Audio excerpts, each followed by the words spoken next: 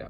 Hey guys, my name is Gracie Lewis and this is Transcription in Prokaryotes. Transcription is the synthesis of RNA which is needed to make proteins. There are 4 stages of transcription: template binding, chain initiation, chain elongation, and chain termination. DNA is used as a template where one strand is directly copied into RNA called the template strand, and the other strand is called the coding strand.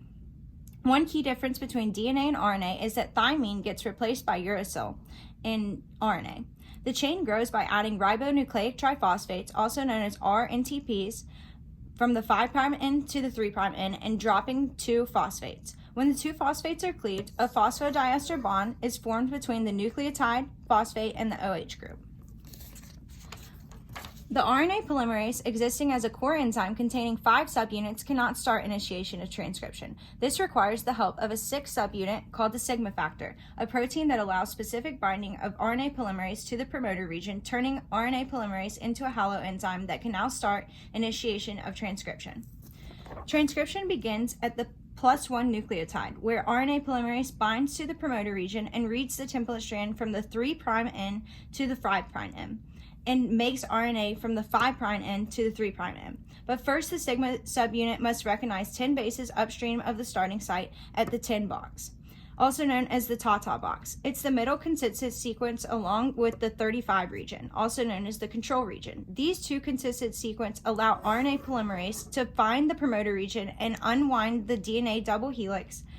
Once the haloenzyme has bound to the promoter, chain initiation begins with DNA strands separating to form a transcription bubble.